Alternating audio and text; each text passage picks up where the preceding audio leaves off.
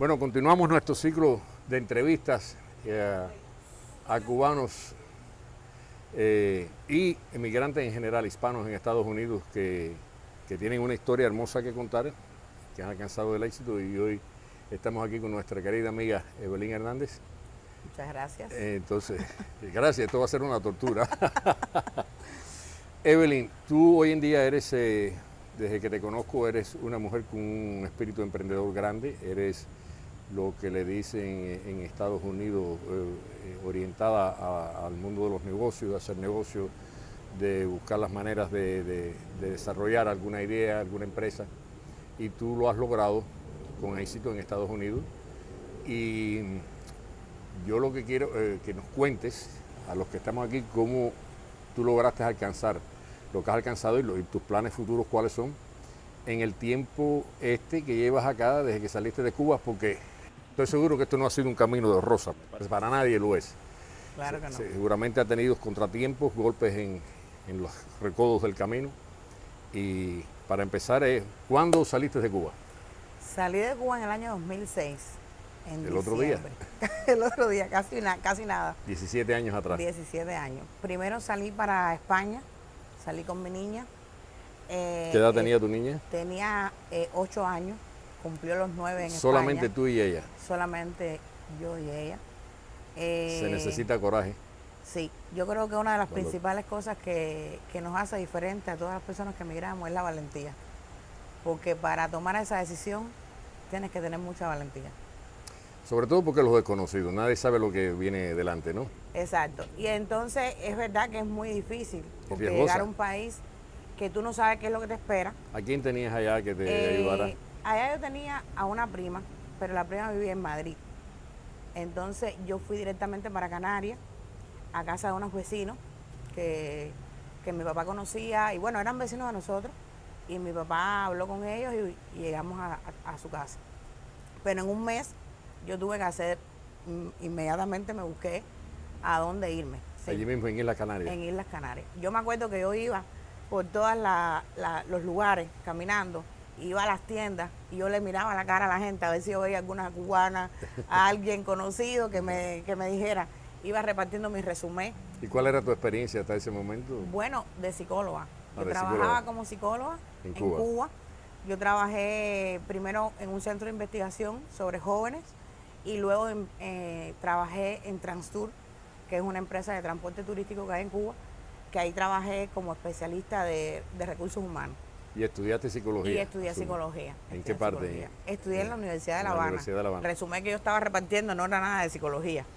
Lo que yo estaba tratando de buscar era, aunque sea trabajar como en una tienda, vendiendo algo, o trabajar limpiando. Tú sabes, acabas de revelar algo que es fascinante, ¿no? Y denota mucho tu astucia y tu instinto empresarial. Nadie en una tienda de zapatos te va a contratar como psicólogo, ¿verdad? Lo que quieren es alguien que venda zapatos, ¿no? Alguien que venda zapatos, claro. O alguien que limpie para poder subsistir. ¿Y qué conseguiste? Limpiando. Limpiando en Isla Canaria. El primer trabajo que yo tuve era limpiando en casa de una señora que era enfermera. Yo a veces le cuento a las personas que recién llegan aquí y le digo, ustedes no saben cuán difícil es trabajar de verdad, no trabajar de mentirita, como se trabaja hoy con el celular, al trabajo, sí. Con el celular que estás mirando, No, ahí yo tenía que llegar, la niña, me acuerdo que tenía que dejarla a las 7 de la mañana en la escuela, en el colegio. Ella abría la escuela prácticamente. Ella abría la escuela y yo tenía que salir corriendo a pie hasta la casa donde porque no tenías coche, no tenías auto. No, yo iba en guagua hasta un bus, a limpiar. Hasta la escuela de la niña, y de la escuela de la niña a donde limpiaba era como una escalinata larguísima que decía, estas escaleras nunca se acaban, y ahí llegaba. Ahí dejaba mi ropa, es decir, me cambiaba, era desde las 8 de la mañana hasta la 1 de la tarde. Un pomito de agua en el baño, iba, tomaba agua y volvía a limpiar. Y quiero decirte que no fue duro desde el punto de vista de que yo creo que cualquier oficio es digno. ¿Lo es? Es muy digno. Lo que sí era muy difícil en el sentido que no podías parar, tenías que estar cumpliendo las expectativas de esa persona y realmente para los cubanos todo es difícil en el sentido de que el pomo de limpiar no es el mismo de Cuba. Era uno para una cosa, una para otra, entonces cada uno tenía su letrerito y yo decía, mi madre, ¿y esto ahora dónde lo hago? ¿Con qué yo hago esta limpieza? Bueno, pero me fue Evelyn, muy bien. ¿Y en eso qué tiempo estuviste limpiando? Bueno, estuve poco tiempo, realmente. ¿Qué hacías después del trabajo, además de recoger a la niña? ¿Ya se acababa el día o hacías algo más o estudiabas? No, los primeros meses fue solamente eso. Además tenía que estar con la niña como que adaptándome un poco al sistema educativo de ahí y apoyándola en eso, porque también tú te imaginas que una niña con 8 o 9 años, que estaba adaptada a estar siempre apoyada a mi mamá, que era metodóloga de educación y que le daba sus clases, la ayudaba, a llegar a un lugar, yo tenía que tratar de que ella no se sintiera tan insegura. Claro. Siempre el hecho de ella estar, ella a veces me decía, vamos a virar para Cuba, porque se sentía muy sola. No, y el cariño sola. Filial, los abuelos, los primos, exacto, todas esas cosas de las amiguitas. A veces me decía, yo tengo que estar mucho tiempo sola porque a veces tenía que dejarla sola en la casa. La abriera. Yo, por supuesto, en ese momento siempre estaba a cada rato con ella al teléfono. Pero era bien difícil. Yo prácticamente estuve poco tiempo, porque yo, como te decía, siempre caminaba y miraba a las personas, y había un señor, un moreno, que vendía, y aprendiendo de todo. Había un moreno que vendía lotería en una esquina, y yo siempre soy de conversar mucho con las personas, y yo pasaba por ahí, lo saludaba siempre, y él me decía, Dios la bendiga, mija. Y yo dije, ese es cubano. Y me paro a hablar con él, a conversar con él. Y entonces Jorge se llama, Jorge casualmente. Le digo, Jorge, ¿usted sabe de alguien que yo siempre he preguntado a todo el mundo dónde hay? Yo inmediatamente fui, me presenté. Cuando me hace la entrevista, Salvador me dice, mira, yo necesito una persona que sea carismática, que tenga experiencia en ventas, porque nosotros vendemos varios productos. Y yo le dije, esa soy yo. Si todas las experiencias en la vida tienen sus cosas buenas y sus cosas malas. Pero esa experiencia para mí ha sido una de las experiencias que me ha dado más ayuda. ¿Qué vendían? Vendía de todo. Nosotros vendíamos puerta a calle. Para mí vender puerta a calle. ¿Directamente al consumidor o no, a las casas? Nosotros, eso se llama venta fría. Venta fría. Venta fría. Es ir, tocar la puerta. ¿Alguna vez te tiraron la puerta en la casa? Montones de veces. Montones de veces. Imagínate que tú ibas, tocabas la puerta y te presentaba. Hola, muy buena, mi nombre es Evelyn. ¿Cómo se llama usted? Ah, fulanito de tal. Mira, aquí le vengo a vender. No, usted no se preocupe. No, yo no quiero vender. No se preocupen, no vamos a vender. Vamos a explicarle. Y ahí yo empezaba y terminaba, como tú dices, lo mismo me tiraba en la puerta, que lo mismo tenía una señora que me decía, ay, pero tú eres cubana, ese acento, qué bonito, venga, pasa para acá, siéntate aquí, fulanito, ven, mira, vamos a comprarle a Evelyn esto, no sé qué. Si te escuchaban, ya compraban algo. Ya, lo mismo me terminaba tomándome un caldo que ellos hacían, lo que fuera, y vendían. Eso es carisma y el poder de convencer. Llegué a ser top 10 a nivel de España de esa compañía. Wow. Se llama MacPost Marketing, se llamaba la compañía en aquella época. También vendíamos lo que son aquí datáfonos, no sé, aquí era terminales de punto de venta que son para pasar las tarjetas. Ajá. Que eran inalámbricos, por ejemplo, de la Caixa. Okay. Yo vendí, Ya eso era negocio, pequeños negocios, me imagino. Directamente los negocios. Ahí tuve una experiencia que nosotros fuimos a era como un lugar que solamente eran negocios. Y cuando le toco a la persona, le digo, mira, por favor, yo necesito hablar con el dueño del negocio. Y el muchacho me dice, no, mira, no puedo, porque el dueño del negocio, no, pero tú sabes, insistentemente, sí, pero yo es que necesito, la decisión que hay que tomar tiene que ser el dueño del negocio. Y entonces el dueño del negocio sale y me dice, oye, cubana de mierda, váyase de aquí, de este país, que usted no viene aquí a estarlo molestando a uno. Y le digo, hey, usted tampoco es canario, así que váyase también para su país. Quiero decirte que esa fue una de las experiencias más duras. Yo salí de ahí. Siempre las hay. Salí de ahí, las lágrimas me salían incontinentes. Era una cosa que yo no podía contener. Él expresó en ti las frustraciones que no tienen nada que ver contigo. Exactamente. Tú no eras la causa de los males que lo pero agobiaban a él. en ese momento respiré, Sí, claro. Porque yo tenía un objetivo, yo siempre tuve un hiriente. objetivo. Te duele, te choca, Claro. porque nunca Te estás lastima. preparado, te lastima.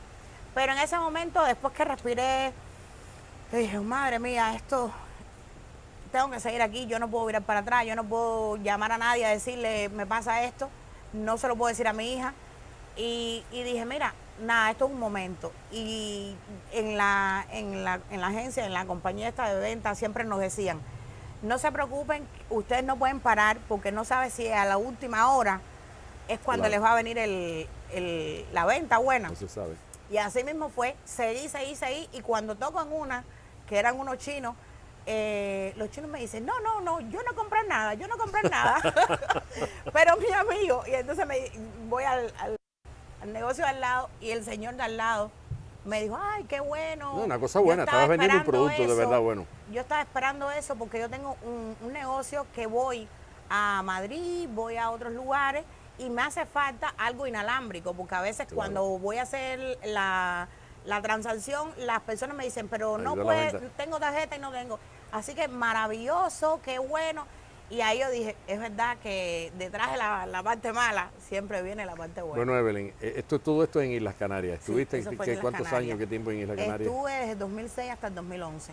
Wow, estuviste 5 años ahí. 5 ¿Y de ahí años. te trasladaste a España continental? No, ¿O bueno, estuve muy poquito tiempo, fue un proceso de unos meses nada más en Madrid hasta que decidiste venir para Estados y Unidos? decidí venir ¿Y para acá. estuviste en venta hasta que viniste para acá? Y luego intenté, como tú dices, siempre estaba pensando hacer algo de negocio, intenté hacer una clínica, de hecho la hice, se llama CAIS, Allá en CAIS, España. Centro de Atención Canarias. Integral de Salud. Era un proyecto que tenía muy bonito, pero desgraciadamente mi papá enfermó aquí y tuve que dejarlo todo y venir para acá, que era... ¿Ese proyecto estuvo siempre en tu cabeza? Siempre lo tuve, Porque siempre... eso es lo tuyo realmente lo que Claro, es que lo mío es psicología y siempre me gustó. Y además en España yo sentía que iba a ayudar mucho a todos, a tanto mujeres, porque tuve un tiempito también tuve alquilado un local y entonces daba terapia privada. Daba a niños con dificultades, con necesidades especiales, daba a familias, hice terapia de familia, hice terapia de pareja, muchas dificultades que habían en las parejas, complicado, ¿eh? muy complicado que era la situación, pero Y empiezas a alimentar eso que acabas de crear y apenas nace la situación con tu papá. tuve la situación con mi papá. Él vivía aquí Mi en papá- Miami, en Miami. Mi papá vino desde el 2001 para los Estados Unidos, para Miami, sí. Él vino y la verdad que nunca, eso fue como la energía y el oxígeno que siempre nos estaba ahí dando para poder salir adelante y para tener esas ideas en la mente, ¿no? De progresar, de salir adelante. Y O él sea, tú sientes una gran enfermó. influencia de tu papá. Muy buena influencia, muy grande. Mi papá era una persona que desde el punto de vista de escolaridad no tenía un nivel elevado. Él alcanzó el 12 grado en las escuelas estas por el 12 grado, no me De acuerdo. adulto, Sí, en la algo escuela así. esa, cuando la batalla por el 9º Ah, sí, grado, la sí, batalla por sí, el 12 sí, grado, sí. algo así. Y mi mamá me cuenta que siempre estaba dormido en las clases. que Pero lo era un hombre pasó, emprendedor. Pero era una persona con una inteligencia natural. Muy emprendedora, muy luchadora. Y en La Habana, él iba a Pinar del Río, compraba puré de tomate, plátano maduro, carne de puerco, de todo, y lo traía para La Habana y lo vendía. Que también ilegal. Por eso hubiera ido, por eso. Una vez tuvimos una experiencia bien desagradable, que él venía, era fin de año, 31 de diciembre, él compró puerco y dijo, bueno, vamos a comprar la carne para nosotros y vendemos otra parte. Porque él siempre tuvo eso de... Y cuando llegamos a la novia del mediodía, nos paró la policía. Y le dice a mi papá, ¿traes algo del maletero? Y mi papá así, como que... Y de pronto le dice, bueno, ábreme el maletero. Y cuando le abre el maletero, dice, papi, no. Antes de que llegara el maletero, mi papá le dice, no, mira, es un puerquito, un puerquito. Y cuando abre, dice el hombre, oye, un puerquito, tú traes una vaca ahí, porque era un puerco bien grande. Pero ¿Se lo gracias quitaron o a no? Dios, no. Menos mal. Gracias a Dios, vino otro con algún problema y el otro policía le dice, oye, vamos, deja eso. Y se fue. Uf, y nosotros respiramos y no tuvimos ningún problema. Es increíble los que nos ven que en otros países que vengan y te abren el maletero sin una orden judicial, tú no tienes ninguna protección. Además, ¿cuál es el crimen de tú ir al campo y comprarle a un campesino y pagar con tu dinero los productos que tú quieras y llevarlos en el maletero, en el baúl de tu coche? Exacto. No hay ningún delito. No hay Pero ningún bueno, delito. vamos a seguir con la historia porque Bueno, pues se la nos historia aburren es que los... sí. La historia es que cuando llegamos aquí, cuando mi papá... Bueno, te viniste a Estados Unidos y Exacto. viniste ya con la niña Ya. por el estado de salud de tu papá. En primer momento vine sola. Mi papá fallece, tuvo... Mientras tanto, ¿con quién se quedó la niña? Con mi prima ¿Con tu en prima? Madrid. Okay, sí, con mi prima. Cuando llegamos, yo llego aquí primero con mi papá está en una fase terminal de cáncer y entonces ya él me dice, yo quiero morir en Cuba, yo no quiero morir aquí. Él me decía todas las mañanas, Eva es mi mamá. Y me decía, yo no quiero morir aquí, yo quiero morir en Cuba. Sí. Yo creo que él también lo que estaba era previendo que yo estaba sola, que yo estaba acabada, no, yo realmente estaba de visita, porque no. Claro. Y todas esas cosas, él siempre fue muy... Y entonces, bueno, al final tuve que mandarlo para Cuba, yo tuve que ir en un vuelo, porque en aquel momento los ciudadanos españoles no podíamos viajar directamente, y viajo entonces al segundo día, cuando viajo ya mi papá, llego, ya estaba fallecido, ya había fallecido. Pero falleció en Cuba. Falleció en Cuba, que eso para mí no fue su voluntad. Fue su voluntad y fue una cosa muy buena porque ¿Y tú se lo concediste? Mi mamá también lo pudo ver y todo. Lo lograste. Y todo.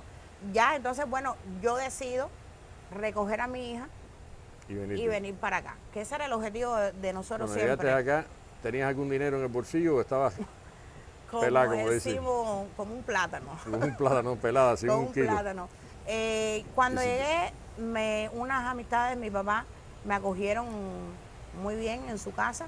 No su casa, era como un cuarto que ellos tenían como de huéspedes. Y un cuarto donde quiero decirte que le agradezco muchísimo, estoy súper agradecida, pero que las personas a veces no saben, cuando llegan y tienen todo, yo digo, Dios mío, nosotros llegamos y era en ese cuartico, en un pedacito, es decir, una camita y un colchón. Un día dormía mi hija en el colchón y yo en la cama. Me imagino que la niña no estaría muy... Y otro muy día intercambiábamos. Con el cambio. Con el cambio. Mi hija me decía, ay, yo quiero quedarme en España, mi hija, yo quiero virar para España. Y fue bien duro. El internet, no teníamos internet. Era con un telefonito que yo había traído en aquella época, era un iPhone 3 de España, que en aquel momento... Estamos hablando año... 2011. 2011, el otro día como 2011.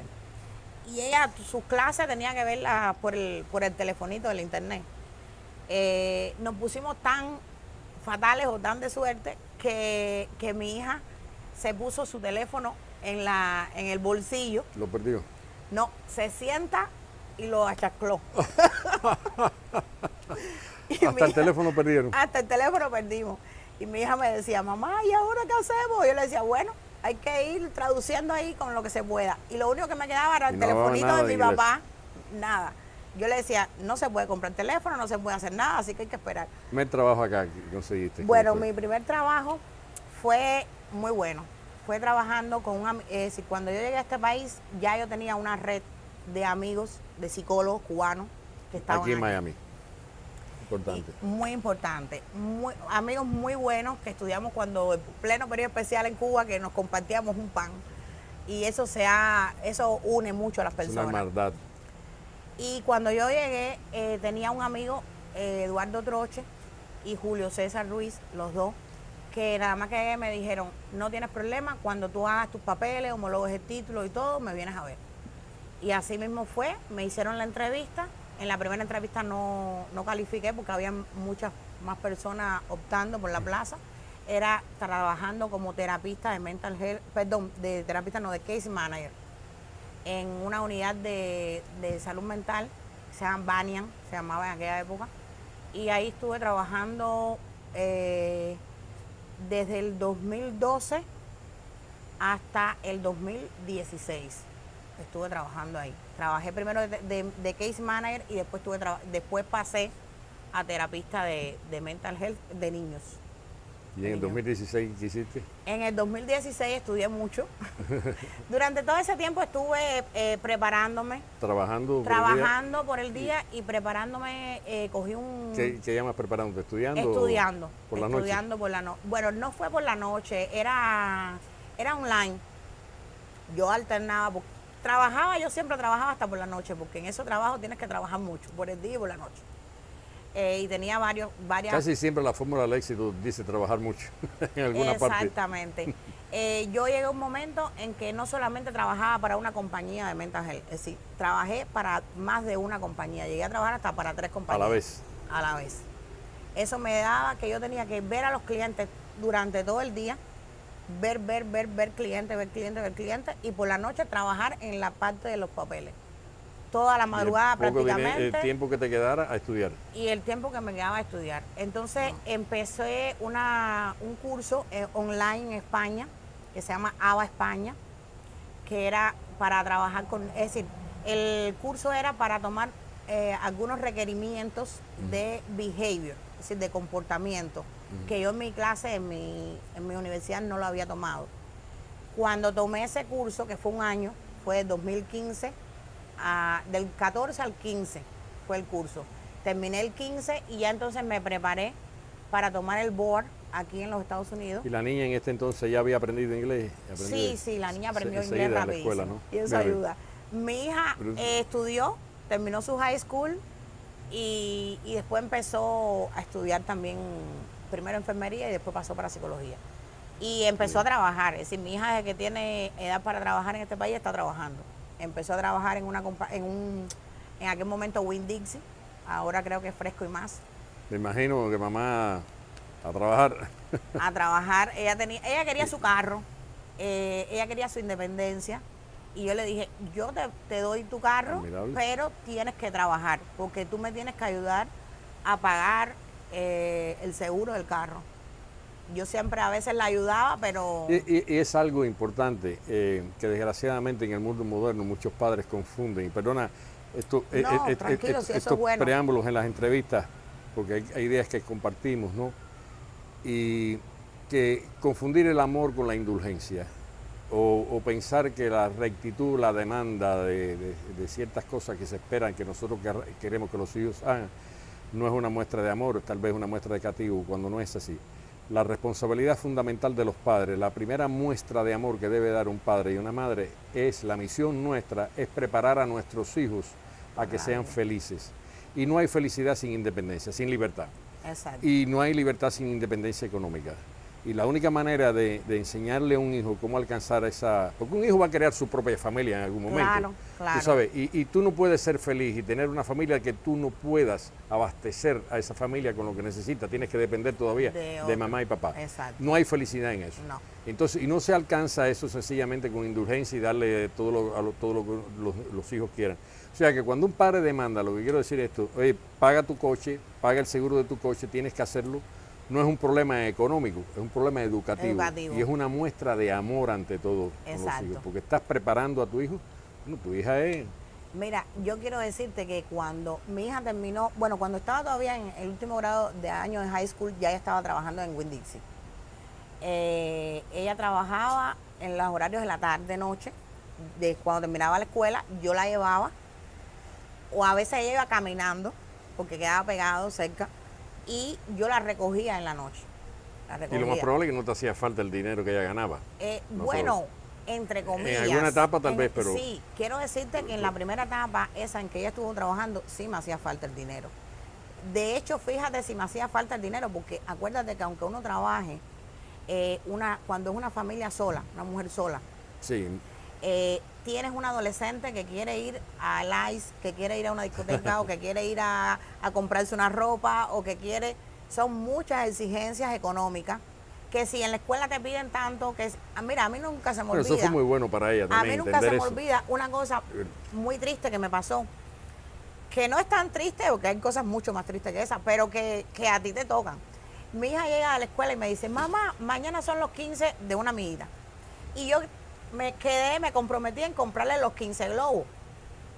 Yo no tenía $15 para que ella comprara los 15 globos. No los tenía. Pero dije, bueno, está bien. Ay, Eileen, pero ¿por qué te comprometiste con eso? En ese momento tú dices, hoy en día tú dices $15. Y en aquel Difícil. momento yo no tenía los $15. Bueno, voy para el dólar, le compro sus $15. Para el se lo dólar de la inflo. tienda Sí, para dólar, la de- tienda de- dólar, sí, que sí. es una Que vende a tienda dólar donde la- todo es a dólar, Ah. porque no tenía para otro lugar. Para un Paris City, por ejemplo, yo no tenía, Sí, para esa claro. tienda no tenía. Y le compro sus 15 globos. Se los inflo, vamos al otro día por esa Italia, súper feliz con sus 15 globos. Cuando nosotros llegamos a la escuela, se le fueron los globos. Se le fueron los globos. Yo lloraba, ella lloraba. Pobrecita. Ay, mamá, mi globo. Pobrecita. Y yo no tenía ni siquiera para decirte, no te preocupes, yo voy, te Sí, no, compro ya los sé, 15. ya. No, era lo que yo tenía. Tanto esfuerzo, ¿eh? Es mucho esfuerzo. Eso las personas hoy en día, o a lo mejor en otro momento, en otras posiciones, no lo entienden. Y es difícil. Es difícil. A mí me dolía decirle a mi hija eso. Y quiero decirte que yo tuve momentos que no tuve para darle, no tenía. Después de todo, mira, te digo una cosa. Yo siempre le decía a mi hija, no te preocupes que Dios da. Y ella me decía, ay mamá, el universo da. Alguien nos provee, pero no te preocupes, nosotros nunca nos vamos a quedar ni en la calle, porque yo voy a trabajar para que nunca te quedes en la calle, para que nunca te quedes sin comer.